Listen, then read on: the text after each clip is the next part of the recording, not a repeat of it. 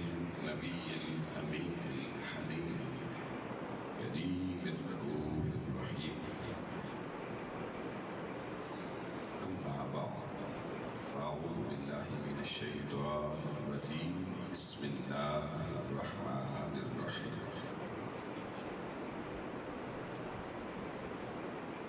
ولا تزر وازرة وزر أخرى وإن تدع مثقلة إلى حملها لا يحمل منه شيء ولو كان ذا قربى إنما تنذر الذين يخشون ربهم بالغيب وأقاموا الصلاة ومن تزكى فإنما يتزكى لنفسه وإلى الله المصير. وما يستوي الأعمى والبصير ولا الظلمات ولا النور ولا الظل ولا الحرور وما يستوي الأحياء ولا الأموات إن الله يسمع من يشاء وما أنت بمسمع من في القبور. صدق الله العظيم. اللہ رب العزت کی حمد و ثنا اور تعریف و توصیف جو ہم سب کا خالق و مالک ہے، اور بے بہا درود و سلام حضور نبی آخر الزمان صلی اللہ علیہ وآلہ وسلم کی بارگاہ میں اور آپ کی جمیع آل و اولاد کی خدمت میں، جن کے توسل اور جن کے تصدق سے اللہ پاک نے ہم سب کو ماہ رمضان کا خوبصورت مہینہ اس مہینے میں روزہ رکھنے کی توفیقات، پھر آخری عشرے کے مغفرت بھرے لمحات اور ان لمحات میں جمعۃ الوداع میں اپنی بارگاہ میں حاضر ہونے کی توفیق عطا فرمائے. سامعین محترم، یہ اللہ کا بڑا انعام ہے جس نے ہم میں سے کچھ لوگوں کو ایسا بھی منتخب کیا جو اس کے گھر میں معتکف بن کر اس کی چوکھٹ پہ اس کے مہمان بن کے بیٹھے ہیں. دعا ہے اللہ کریم اپنی چوکھٹ پہ دنیا بھر میں جو جہاں بھی بیٹھا ہے ان مہمانوں کو اپنی بارگاہ میں قبول فرما کے سب کو اپنی معرفت اور اپنی حقیقت کا نور عطا فرمائے. الحمدللہ تعالی ہر سال کی طرح اس سال بھی آپ کی اس جامع مسجد میں تکمیل قرآن کلاس نائٹ کو ہوئی، اور اس حوالے سے ہماری اس مسجد میں حافظ صاحب نے بڑی خوبصورتی کے ساتھ قرآن مجید سنایا، اس کی تکمیل ہوئی، دعا ہوئی. دعا ہے اللہ کریم حافظ صاحب کا سنانا اور آپ کا سننا بھی اپنی بارگاہ میں قبول فرمائے. اور اس حوالے سے جو مجھے رپورٹ ملی ہے کہ الحمدللہ اہل محلہ نے خوب دل کھول کر ہماری آواز میں لبیک کہتے ہوئے خوبصورت تعاون کیا، اس پہ بھی آپ سارے اہل محلہ ہدیہ تحسین و تبریک کے مستحق ہیں. دوستان محترم، رمضان المبارک کا یہ آخری جمعہ ہے. اگلے جمعے شاید ہم ہوں گے، رمضان نہیں ہوگا،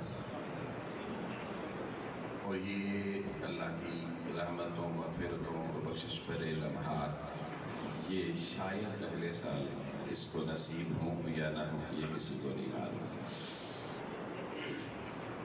لیکن جو چند لمحات، چند دن جو ابھی رمضان کے رہتے ہیں، 1-2 دن، میں چاہتا ہوں آج ہم ایسا سبق اللہ کی بارگاہ سے پڑھائیں، سنائیں، تاکہ جو لمحے بچ گئے ہیں ان میں ہم کم از کم اس رمضان میں اپنی زندگیوں کو کسی بامقصد ٹریک پہ لے جانے کے لیے کوئی لایہ عمل باقاعدہ تیار کر کے اس پر چلنے کا سفر کم از کم شروع کر سکیں.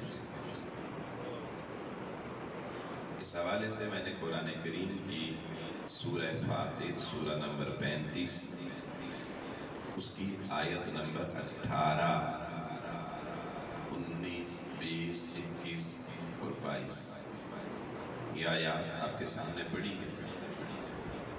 مضمون ایک طویل ہے جس پہ ہم انشاءاللہ اگلے جمعہ المبارک کو اس کو کھول کے بیان کریں گے۔ آج اس میں سے صرف ہم ایک جملہ لیں گے جس پر ہماری گفتگو ساری فوکس ہوگی، اور وہ جملہ آیت نمبر 17 کا آخری حصہ ہے، جس میں اللہ پاک نے فرمایا وَمَن تَزَكَّىٰ، کہ جس شخص نے اپنے نفس کو رذائل سے پاک کر لیا، جس نے اپنے نفس کو ہر طرح کے مخربات سے روک لیا، جس شخص نے اپنے نفس کو پاکیزگی کا نور اس کے لیے حاصل کر لیا، فرمایا فَإِنَّمَا يَتَزَكَّىٰ لِنَفْسِهِ، یہی وہ شخص ہے جس نے نفس کی حقیقت کو صحیح راہ اور ڈائریکشن دے کر اس کی جو منزل تزکیہ تھی وہ اپنے لیے اس نے حاصل کر لی ہے۔ وَإِلَى اللَّهِ الْمَصِيرُ، فرمایا بس جب تمہارا تزکیہ ہو گیا، تم نے اپنا من اللہ کی رضا کے لیے پاک صاف کر لیا، تو پھر اب تم اللہ کی بارگاہ میں لوٹ کر جانے کے قابل ہو گئے، اب مولا کو منہ دکھانے کے قابل ہو گئے۔ جب تک نفس کا تزکیہ نہیں ہوگا، نفس کے اندر سے اخلاقی برائیاں، شہوتیں، حرص، لالچ، حسد، بغض، تکبر نہیں نکلے گا، اس وقت تک فرمایا تم اللہ کو منہ دکھانے کے قابل نہیں ہو۔ تو اب آپ گرامی، اب آگے اللہ پاک نے پھر ایک تزکیہ جو بندہ کر لیتا ہے اس کا، اور ایک تزکیہ نہ کرنے والا بندہ، ایک مجاہدہ کر کے اپنے اندر کے نفس کو پاک صاف کرنے والا، اور ایک اس کو گندا کا گندا رہنے دینے والا، دونوں میں فرق بتاتے ہوئے اللہ پاک نے پھر کیا مثالیں دی وہ میں مختصر پڑھ دیتا ہوں۔ فرمایا وَمَا يَسْتَوِي الْأَعْمَىٰ وَالْبَصِيرُ، لوگوں جس طرح اندھا اور بینا دیکھنے والا، یہ دونوں برابر نہیں ہوتے کبھی بھی، کہ اب اندھے کو کہیں یہ بھی دیکھنے والا ہے، دیکھنے والے کو اندھا کہیں، یہ خلاف عقل بات ہے۔ ویسے ہی فرمایا ایک شخص جس نے من کا تزکیہ کر لیا وہ بندہ، اور جس نے اپنا من گناہوں سے آلودہ رکھا، یہ دو اللہ کی نظر میں کبھی برابر نہیں ہو سکتے۔ پھر فرمایا وَلَا الظُّلُمَاتُ وَلَا النُّورُ، فرمایا جس طرح روشنی اور اندھیرا یہ کبھی برابر نہیں ہو سکتے، روشنی روشنی ہے، اندھیرا اندھیرا ہے، اسی طرح فرمایا تزکیہ کرنے والا شخص اور بغیر تزکیہ والا شخص یہ دونوں کبھی ایک جیسے نہیں ہو سکتے۔ پھر فرمایا وَلَا الظِّلُّ وَلَا الْحُرُورُ، فرمایا جس طرح دھوپ اور سایہ چھاؤں یہ دونوں کبھی ایک جیسے نہیں ہوتے، اسی طریقے سے تزکیہ والا اور بغیر تزکیہ والا یہ بھی کبھی برابر نہیں ہو سکتے۔ حتیٰ کہ فرمایا وَمَا يَسْتَوِي الْأَحْيَاءُ وَلَا الْأَمْوَاتُ، فرمایا جیسے زندہ اور مردہ برابر نہیں ہوتے، تزکیہ والا اور بغیر تزکیہ والا بھی برابر نہیں ہوتے۔ یعنی اللہ نے یہاں تک کہہ دیا جو شخص اپنا من صاف کر کے اس کے اندر سے ہر میل، کچیل، کثافت، ملاوٹ اور ہر کھوٹ اندر سے نکال دیتا ہے وہ زندہ ہو جاتا ہے، اور جس کا من آلائشوں، گندگیوں سے، اندھیروں سے بھرا رہتا ہے، اللہ کہتا ہے وہ مردہ شخص کی طرح، اسے مردہ کہا، اور جس نے اس من کو صاف کیا اسے اللہ نے زندہ کہا۔ جسے اللہ زندہ کہہ دے، اب وہ مر کے بھی نہیں مرتا، وہ مر کے بھی، اب موت بھی اس کا کچھ بگاڑ نہیں سکتی، کیونکہ اللہ نے کہا، کیونکہ وہ مردہ دلی اس وقت تک ہے، زندہ ہو کر بھی بندہ مردہ ہوتا ہے اگر یہ من اندر سے پاک اور صاف نہ ہو۔ احباب گرامی، اب قرآن مجید نے اس حوالے سے جا بجا ارشادات اللہ پاک نے فرمائے، لیکن میں نے صرف آج ایک آیت پڑھی ہے کیونکہ میں کچھ باتیں بڑی اہمیت طلب کرنا چاہتا ہوں۔ اس مضمون کو انشاءاللہ ہم لے کے آگے سلسلہ وار چلیں گے، اور بہت تربیتی، یہ صرف علمی مضمون نہیں ہے، یہ تربیتی مضمون ہے اور بہت خاص مضمون ہے۔ احباب گرامی، انسان کے دو بڑے دشمن ہیں، ایک کا تعلق باہر کی دنیا سے، ایکسٹرنل ایٹماسفیئر سے، اور ایک کا تعلق اندر کی دنیا سے، انٹرنل ایٹماسفیئر۔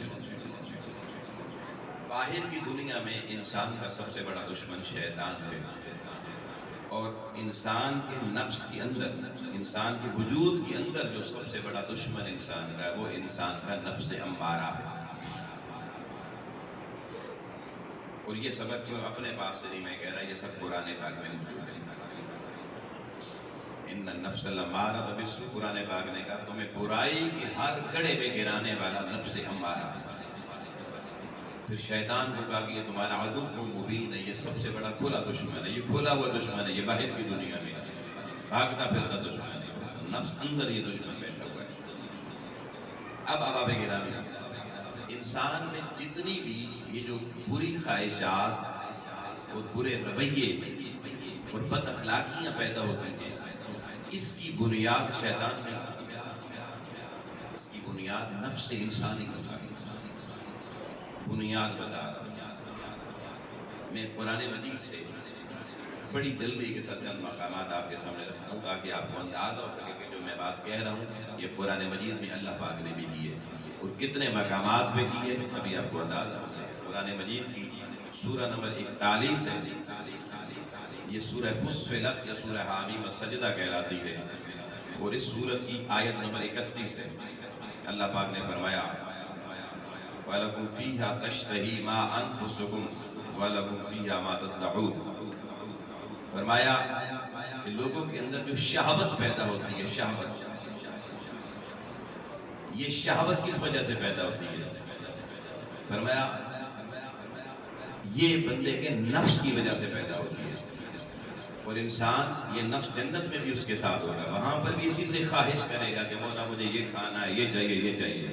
اب بات یہاں جنت کی ہو رہی ہے، لیکن تشتہی ما انفسکم کے لفظ بتا رہے ہیں کہ لوگوں اشتہا اور شہوت کا تعلق انسان کے نفس کے ساتھ ہے، کسی اور چیز کے ساتھ نہیں ہے۔ ہمارے یہاں شہوت کا لفظ ہے تو لوگ اس سے صرف مراد سیکس لیتے ہیں، سیکس بھی اس میں شامل ہے، لیکن شہوت ایک وسیع لفظ ہے۔ ہر وہ جذبہ، ہر وہ خواہش، ہر وہ ارادہ، ہر وہ عمل، ہر وہ قول و فعل جو بندے کو اتنا اپنے اندر مصروف کر دے کہ بندہ اللہ کی یاد کو غافل ہو کر بھول جائے، اس کو شہوت کہتے ہیں۔ کسی شخص کو کھانا بہت اچھا لگتا ہے، ہر گھنٹے بعد میں نے کھانا ہے، نماز کی فکر نہیں، تلاوت اور ذکر کی فکر نہیں، نیکی کی فکر نہیں، مگر کھانے کی فکر ہر طرف لگی ہوئی ہے، یہ کہیں گے کہ اس کے اندر کھانے کی شہوت موجود ہے۔ کوئی بندہ ہے یا بندی ہے، اسے ہر وقت دل کرتا ہے کہ بندہ بیٹھا رہے، میں باتیں کرتا رہوں، کرتی رہوں، گپے لگاتے رہوں، اور اللہ سے گپ لگانے کا ٹائم نہ ہو، تو کیا کہیں گے؟ اس کے اندر گپ شپ اور فضول باتیں کرنے کی شہوت موجود ہے۔ اب آپ گرامی اسی طریقے سے اس میں سے ایک چیز ہے، انسان کے سیکس کے جذبات میں ان کو بھی شہوانی جذبات کہتے ہیں، جو انسان ہر وقت اسی طرح سوچتا رہے، اس کے اندر اس کی شہوت ہوتی ہے۔ کوئی انسان ہر وقت مال کمانے کے حوالے سے سوچتا رہے، ہائے اتنا پڑھ دے، اتنا پڑھ دے، صبح سویرے اٹھا بھاگ پڑا، اللہ کا ذکر، اللہ کی چوکھٹ نہ دیکھی، نہ وضو کیا، نہ اللہ کی مصلی پر آیا، بس مال کمانے کے لیے چل نکلا، رات آئی پھر بھی گنتی کر رہا ہے، آج کیا نفع کیا نقصان، ہوش نہیں ہے دن کو خدا کا ذکر بھی کیا یا کوئی نہیں، اللہ کی طرف دھیان بھی کیا یا نہیں کیا، آؤ لوگوں دعا بھی مانگتا تو کہتا مولا اور مال میرا بڑھا۔ یہ شخص، اس کے اندر شہوت موجود ہے، حرص موجود ہے، کس چیز کی؟ مال دنیا کی۔ آؤ احباب گرامی، اس طریقے سے شہوت کی ہر جذبہ جو انسان کے اندر پیدا ہوتا ہے، قرآن مجید کہتا ہے اس جذبے کو پیدا کرنے والا، اس خواہش کو پیدا کرنے والا دل نہیں ہے، روح نہیں ہے، دماغ نہیں ہے، یہ انسان کا نفس ہے۔ آپ دیکھیں نفس سے یہ ساری خواہشیں، شہوانی خواہشات پیدا ہو رہی ہیں۔ پھر آپ آ جائیں قرآن مجید کی سورہ نساء میرے سامنے ہے، اس کی آیت نمبر 128 ہے۔ اللہ پاک نے اس کے اندر پھر انسان کی ایک اور نفس کی خواہش کے بعد کی، فرمایا وَأُحْضِرَتِ الْأَنفُسُ الشُّحَّ، اے بندے تیرے اندر جو بخل پیدا ہوتا ہے، بخیل تو بنتا ہے، فرمایا یہ بخل کا پن تیرے اندر جو رکھا گیا ہے، اللہ نے بخل کا خمیر کہاں پہ حاضر کیا، کس چیز کے اندر رکھا ہے؟ فرمایا احضرت الانفس، یہ تیرے نفس کے اندر ودیعت کیا ہوا جذبہ ہے جس سے تو سخی نہیں بنتا، کنجوس اور بخیل بن جاتا۔ تو بخیلی اور کنجوسی کا محل اور مکان بھی انسانی نفس ہے، کوئی اور جگہ نہیں ہے۔ احباب گرامی، پھر آج قرآن مجید کی سورہ بقرہ ہے، دوسرا سورہ ہے، آیت نمبر 109 اور 130، دو اور نفس کی خواہشات کے بارے میں قرآن مجید میں اللہ پاک نے ہماری رہنمائی فرمائی ہے۔ آپ دیکھیے کہ ایک حسد کا مرض ہے جو انسان کے اندر موجود ہے، اور اللہ پاک، اور ایک انسان بے وقوف اور احمق ہے۔ انسان حماقت کرتا ہے، اپنا نقصان کرتا ہے، پھر کہتا ہے سمجھ لیا یہ ہو گیا وہ ہو گیا۔ یہ جو احمق پن ہے یہ بھی انسان کے نفس کے اندر حماقت چھپی ہوئی ہے۔ اللہ پاک نے فرمایا وَمَن يَرْغَبُ عَن مِلَّةِ إِبْرَاهِيمَ، سورہ بقرہ آیت نمبر 130 ہے۔ فرمایا وَمَن يَرْغَبُ عَن مِلَّةِ إِبْرَاهِيمَ، ملت ابراہیم، جو شخص ملت ابراہیمی سے، جو دین ابراہیمی چلا آ رہا ہے، جس پر ہی اس دین کی بنیاد ہے، جو شخص اس دین سے جو حقیقی دین ہے روح گرداں ہوا، دور ہوا، منہ پھیرنے والا ہوا، الا من صفی نفسہ، کوئی اور چیز ایسی اسے دین سے دور کرنے والی اور بے وقوف بنانے والی نہیں ہے، بلکہ یہ بے وقوفی اس کے الا من صفی نفسہ، یہ حماقت والا پن اور بے وقوفی پنجے کہاں گاڑتی ہے؟ نفسہ، اس کے نفس کے اندر۔ اور اگر کوئی شخص اپنے اس نفس پر محنت کر کے اس کو صاف پاک کر لے، ادھر نفس کا تزکیہ ہوتا ہے، ادھر اللہ لوگوں قرآن میں کہتا ہے وَلَقَدِ اسْتَفَيْنَاهُ فِي الدُّنْيَا، ہم دنیا میں بھی اسے اپنا بندہ سمجھ کر بنا کر پھر بندوں میں سے چن لیا کرتے ہیں۔ جب وہ اپنی حماقت، اپنی جہالت اندر سے نکال دیتا ہے، اللہ کہتا ہے دنیا میں میرے چنیدہ بندوں میں شامل ہو جاتا ہے۔ وَإِنَّهُ فِي الْآخِرَةِ لَمِنَ الصَّالِحِينَ، اور آخرت والے دن بھی میرے صالحین بندوں میں شامل ہو جاتا ہے۔ لیکن صالح بندہ اس وقت تک اللہ کہہ رہا نہیں بن سکتا جب تک وہ اپنی نفس کی ان حماقتوں سے اور نفس کی ان شہوتوں اور خواہشوں سے اپنے آپ کو پاک اور صاف نہیں کر لیتا۔ احباب گرامی، یہی قرآن مجید کی سورہ بقرہ ہے اور اس کی آیت نمبر 9 ہے، اور اللہ پاک نے اس میں پھر انسانی نفس کے حوالے سے ایک اور بڑے مرض کا ذکر کیا اور فرمایا حسدا من عند انفسہم، حسدا من عند انفسہم، انہیں کیا ہو گیا ہے؟ ان کے نفس میں ایک مرض پیدا ہو گیا ہے، اور اس مرض کا نام ہے حسد۔ یہ بندے حسد کرتے ہیں، مگر فرمایا یہ جو حسد ہے یہ پیدا کہاں پر ہوا؟ دل کا ذکر نہیں کیا، دماغ کا ذکر اللہ نے نہیں کیا، لوگوں ذکر کیا تو حسدا من عند انفسہم۔ یہ حسد کا مرض بھی انسان کے نفس کے اندر لگتا ہے۔ احباب گرامی، میں صرف قرآن مجید کی ایک آیت اور پڑھتا ہوں تاکہ آپ کو سمجھ میں آ جائے جتنے امراض باطنی ہیں جن سے دل بیمار ہوتا ہے وہ آتے کہاں سے ہیں، ان کا محل کون سا ہے؟ قرآن مجید کی سورہ فرقان ہے، اس کی آیت نمبر 21 میرے سامنے ہے لوگوں۔ اللہ پاک نے فرمایا کہ لوگوں، پانچواں مرتبہ میں قرآن مجید سے پڑھنے جا رہا ہوں، فرمایا لَقَدِ اسْتَكْبَرُوا فِي أَنفُسِهِمْ، فرمایا لوگوں یہ جو تم تکبر کا شکار ہو جاتے ہو، تحقیق اللہ کی یہ بات سن لو کہ تکبر کا مرض بھی کہاں سے پیدا ہوتا ہے؟ لَقَدِ اسْتَكْبَرُوا فِي أَنفُسِهِمْ، فرمایا تکبر کا مرض بھی اس کی جڑ، اس کا پودا اگتا کس زمین پر ہے؟ فرمایا تمہارے نفس کی سرزمین پہ ہوگا۔ میں نے قرآن مجید سے 5 مقامات آپ کے سامنے پڑھے اور پانچوں میں ڈیفرنٹ امراض کا ذکر کیا گیا، ایک اخلاقی مرض کا ذکر نہیں کیا گیا۔ کہیں بخل کی بات کی گئی، کہیں شہوت کی بات کی گئی، کہیں لوگوں حرص و لالچ کی بات کی گئی، کہیں تکبر کی بات کی گئی۔ اگر آپ جس بھی مقام کو پڑھ لیں، اللہ ان سارے امراض کا محل اپنے قرآن میں ایک ہی چیز کو قرار دے رہا ہے، اس کا نام ہے نفس انسانی۔ اب جب بندے کو پتا چل گیا کہ ساری مرضیں کس راستے سے آ رہی ہیں تو اب علاج مشکل تو نہ رہا نا، پتا چل گیا کہ کس راستے کو روکنا ہے، کس کے سامنے دیوار بنانی ہے، کون سے راستے ہیں جہاں سے امراض داخل ہو رہی ہے، میں نے وہ گلیاں وہ دروازے بند رکھنے ہیں، اور لوگوں وہ نفس کے وہ دروازے جہاں سے حرص و لالچ، تکبر، نخوت، اور ہر طرح کے اخلاقی مخربات انسان میں داخل ہوتے ہیں. اللہ نے قرآن میں بتا دیا وہ دروازہ نفس ہے. فرمایا جو بندہ مجاہدہ کر کے اس دروازہ نفس کو بند کر لیتا ہے، قد افلح من تزکا، سورۃ الاعلیٰ کے اندر قرآن مجید میں اعلان کیا آیت نمبر 14 میں. فرمایا جو شخص اس نفس کا تزکیہ کر کے اس کے سارے بد اخلاقی کے دروازے بند کر کے اس نفس کو بھی اللہ کی اتباع میں لے جاتا ہے، اللہ کہتا ہے جب نفس بندے کا میری اتباع میں آتا ہے، میری بارگاہ سے عزتوں کے، کامیابیوں کے، عظمتوں کے دروازے کھول دیے جاتے ہیں. ہر ناکامی کا دروازہ بند ہو جائے گا بندے تیری زندگی میں اگر تو نے نفس کی اصلاح کر لی. ہر ذلت کا دروازہ اللہ بند کر دے گا اگر اے انسان تو نے اپنے نفس کی اصلاح کر لی. لیکن اگر نفس کا گھوڑا شتر بے بہار کی طرح رہا، برائیاں بھی چل رہی ہیں، نمازیں بھی چل رہی ہیں، آؤ جھوٹ بدعنوانیاں کرپشن نسبت بھی چل رہی ہے، آج عمرے بھی چل رہے ہیں، تو سمجھ لیں آپ نے ایک ایسا برتن اللہ کی بارگاہ میں عبادت کے نور کے لیے رکھا جس برتن میں نیچے سے سوراخ تھا. آؤ میں پوچھتا ہوں لوگوں، اگر ایک بالٹی ایک ایسی پانی کی ٹوٹی کے نیچے رکھی جائے کہ ٹوٹی کھلی ہو، پانی کی پوری رفتار سے آ رہا ہو، اور صبح ٹوٹی کھولیں، شام ہو جائے اور بالٹی نہ بھرے بلکہ پانی اس کے اندر نظر ہی نہ آئے، تو میں پوچھوں گا آپ سے کہ بتائیں جب پانی اوپر سے گر رہا ہے تو جا کدھر رہا ہے؟ ہر بچہ بھی کہے گا جی نیچے سے سوراخ ہوا ہے. جب تک وہ سوراخ موجود ہے آپ لوگوں کو بالٹی پانی کا ایک قطرہ بھی محفوظ نہیں کر سکتی. اللہ کی ذات کہہ رہی ہے میرے بندے جب تک تیرے باطن کا تیرے نفس کا تزکیہ نہیں ہوتا، اگر اللہ کی ذات تیرے وجود تیرے من میں اپنی رحمت کا نور، اپنی نمازوں کی برکات کا نور، روزوں کا نور، حج زکات و عمرے کا نور، تلاوت سجدے تسبیح کا نور اللہ ڈالتا تو ہے مگر تیرے اندر کے اندھیرے دور نہیں ہوتے.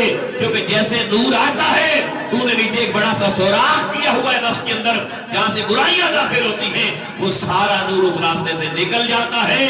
تیرے من کا برتن پہلے کی طرح ناپاک کا ناپاک اور پلید کا پلید ہی رہے. یہ وہ وجہ ہے 40 سال نمازیں پڑھ کے بھی زبان گالیاں نہیں چھوڑتی، بندے جھگڑے نہیں چھوڑتے، پڑوسیوں کو تکلیف دینا نہیں چھوڑتے، عداوت و دشمنیاں نہیں چھوڑتے، بخیلیاں حرص و لالچ نہیں چھوڑتے، تکبر رعونت نہیں چھوڑتے. وجہ کیا ہے؟ قلب کی باطن نفس کی اصلاح کا سامان نہیں. یہ دو باتیں میں نے آپ تک پہنچا دی. اب بڑی توجہ سے جو اگلی بات بتانے جا رہا ہوں سننے والی. سوال یہ پیدا ہوتا ہے کہ اس نفس کی اصلاح کرنا کیوں ضروری ہے؟ کیونکہ سارے بد اخلاقی کی امراض اس کے اندر ہیں اور انہیں اندر سے نکالنا ہے. بھائی آپ حیران ہوں گے اس دنیا میں میں پہلے 3 ازلی گناہ آپ کو بتا رہا ہوں، 1 نہیں 2 نہیں 3 ازلی گناہ. ازلی گناہ جن کا ذکر کبھی نہیں مٹے گا، ہمیشہ قیامت تک چلتا رہے گا. جب سے ہوئے ہیں قیامت تک ان گناہوں کا ذکر ہر جگہ ہوتا رہے گا اور قرآن حدیث میں ان کا ذکر موجود ہے. وہ سب سے پہلے گناہ، سب سے پہلا گناہ عرش پر ہوا. بھائی توجہ رکھنا بھی، سب سے پہلا گناہ کہاں پر ہوا ابھی میں بتاؤں گا. دوسرا گناہ جنت میں ہوا، تیسرا گناہ زمین پر. تینوں گناہوں کے پیچھے نفس کا برباد. اس سے بڑی مثال میرے پاس نہیں ہوگی اس بات کو سمجھانے کے لیے.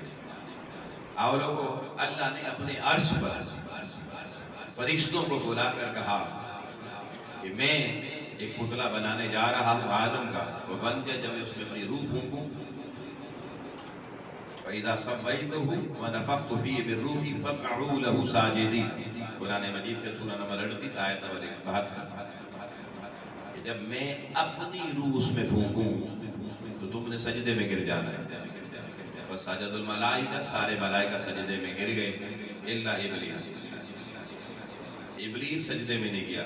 اللہ نے پوچھا ما مانعک ان تسجد، تجھے سجدے سے کس چیز نے منع کیا؟ اس نے دیکھی اپنے نفس کے اندر جو جذبہ، فرشتوں میں تو نفس ہوتا نہیں ہے، ابلیس میں نفس تھا، وہ فرشتوں میں سے نہیں تھا، وہ جنات میں سے تھا۔ جن انسان وہ مخلوق ہے جن میں نفس کی شہوتیں رکھی گئی ہیں، خواہشیں رکھی گئی ہیں، اس نے خواہش کا اظہار کیا۔ اس نے کہا کہ میں اس کو سجدہ کیوں کرتا، یہ مٹی کا ہے، میں آگ کا ہوں، آگ اوپر جاتی ہے، مٹی نیچے جاتی ہے۔ اس نے کمپیریٹو سٹڈی دی، اپنے نفس کی بنیاد پر، نفسانی خواہش کی بنیاد پر اللہ کے سامنے اکڑ گیا، متکبر ہو گیا۔ میں پہلے بتا چکا اللہ کیا قرآن میں کہہ رہا، تکبر کہاں سے آتا ہے؟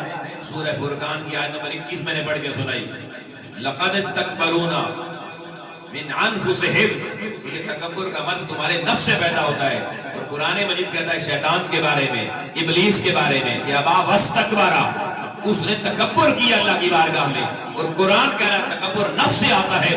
تو لوگوں عرش عظیم کے اوپر پہلا شخص جو راندہ درگاہ الہی ہوا، جسے اللہ نے ٹھوکر مار کے کہا فاخرج منھا فإنک رجیم، نکل جا مردود میرے عرش سے، ہٹ جا، فإن علیک لعنۃ الی یوم الدین، قیامت تک یہ گناہ تیرا مٹے گا نہیں، تیرے اوپر لعنت برستی رہے گی۔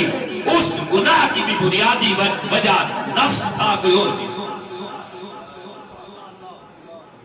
اور یہ گناہ کہاں پر ہو رہا؟ ابھی زمین تو بنی نہیں، یہ زمین انسان اس پہ بدن آباد نہیں ہوئی، اس سے پہلے عرش پہ یہ مجلس سجی گئی، وہاں پر گناہ سرزد ہو گیا۔ اب مجھے بتائیں اس گناہ کا ذکر ہر دور میں جاری تھا یا نہیں؟ تکبر والا گناہ، اور اس کے پیچھے زمین نفس کی۔ آگے چلیے، میں نے کہا دوسرا گناہ جنت میں ہوا، حالانکہ جنت گناہ کی جگہ نہیں تھی، مگر ہوا۔ آدم اور حوا کو اللہ نے جنت میں رکھا، نبی زمین پہ نہیں بھیجا۔ ٹھیک ہے، شیطان پہلانے کے لیے انہیں آیا، اس نے کہا کہ یہ جو درخت ہے اگر اس کے پتے کھا لو تو جنت میں کبھی نہیں نکلو گے۔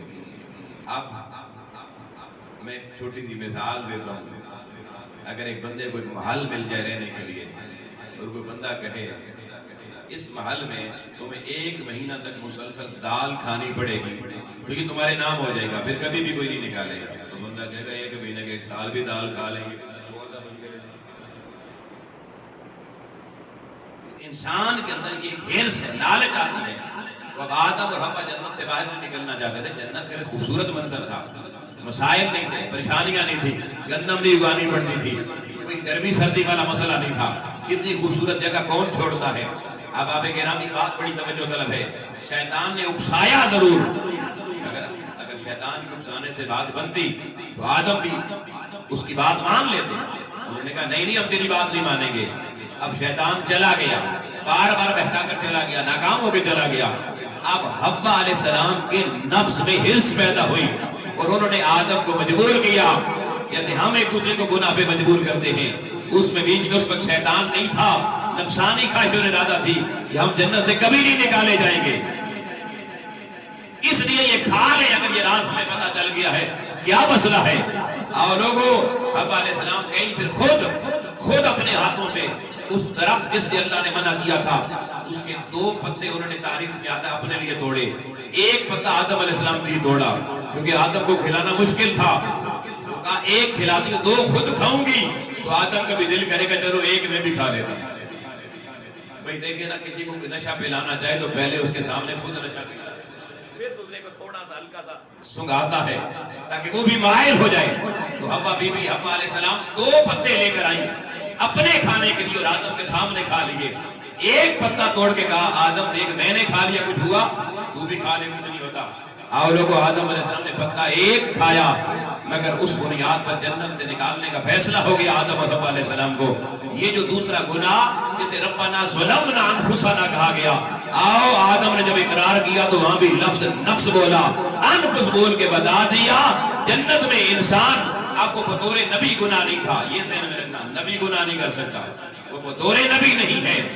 ابھی نبوت تو زمین پہ آ کر اتری، خلافت کا تاج تو ادھر ملا ہے، جنت کے معاملات ہیں، وہاں پر جو اللہ کے امر کے خلاف چلنا ہوا، آؤ لوگوں، اس کا سبب بھی کوئی اور چیز نہیں تھی، وہ بھی نفس انسانی، نفس انسانی بنا۔ ربنا ظلمنا انفسنا کے لفظ بتا رہے ہیں۔ وہاں سے شیطان اللہ کی بارگاہ سے ہمیشہ کے لیے راندہ درگاہ ہو گیا۔ اور آدم اور حوا کو اللہ نے عارضی طور پر ٹیمپریریلی جنت سے نکال کے زمین پہ بھیج دیا. دوریاں تو آئی نا, شیطان ہمیشہ کے دور کر دیا گیا. آدم حوا کو بھی دور کیا, وہ بھی روتے رہے, خدا جانے کتنا زمانہ روئے, پھر انہیں تو معافی مل گئی, کیونکہ ان کے پیچھے شیطان کا بھی عمل دخل موجود تھا. فیصلہ نفس کا تھا, لیکن شیطان نے جو فیصلہ کیا تھا اس کو تو بہکانے والا کوئی شیطان نہیں تھا نا کہ سجدہ نہ کر. کوئی شیطان کو بھی کوئی بہکانے والا تھا. شیطان کے سامنے یا فرشتے تھے یا رب تھا, تو رب نے تو کہا سجدہ کر, فرشتے سجدے میں چلے گئے. کوئی روکنے والا تھا تو کس چیز نے روکا؟ بولیے کس نے روکا؟ اب آپ کو سمجھ میں آ گئی یہ کتنی خطرناک بلا آپ کے ساتھ چمٹی ہوئی ہے. جس کو آپ نے چھوڑا ہوا ہے زندگی میں, کوئی محنت اس کے اوپر نہیں ہے. آؤ آپ گرامی, تیسرا گناہ, دھرتی پر آدم کی اولاد پیدا ہوئی. پہلی دھرتی پر 2 شادیاں وجود میں آئیں. آدم کے بیٹے حابیل کی شادی بھی ہوئی, قابیل کی شادی بھی ہوئی. آؤ, حابیل کی دلہن خوبصورت تھی کمپیریٹیولی قابیل کی دلہن کے. اور یہ دنیا کا مزاج آج بھی انسان میں ہے, کسی دوسرے کی خوبصورت دلہن دیکھ کر آج بھی نفس حریص لالیں ٹپکنا شروع ہو جاتی ہیں. میری بیگم خوبصورت نہیں ہے, گھر میں جا کے اپنی بیگم کہتا ہے آئے آج فلانے کی بیگم دیکھی کیا خوبصورت لگ رہی تھی. یہ آج بھی اس موجود ہے. تو قابیل نے جب حابیل کی بہن کو دیکھا اس نے کہا اوہو میری بیگم میں نے سونی نہیں ہے, اس کی بیگم کیوں زیادہ سونی ہے, دونوں سگے بھائی ہیں. مگر آؤ لوگو, اس سے اس کی بیوی چھیننے کے لیے اس نے جب اس کو کہا کہ تم اس کو چھوڑو میں نے شادی کرنی ہے, جھگڑا ہو گیا اور اس جھگڑے میں قابیل نے حابیل کو قتل کر دیا. تو پہلا مرڈر جو اس دھرتی پر ہوا وہ بھی لوگوں اس وقت شیطان نے آگے نہیں کہا تھا کہ اب تم قتل کر دو بھائی کو.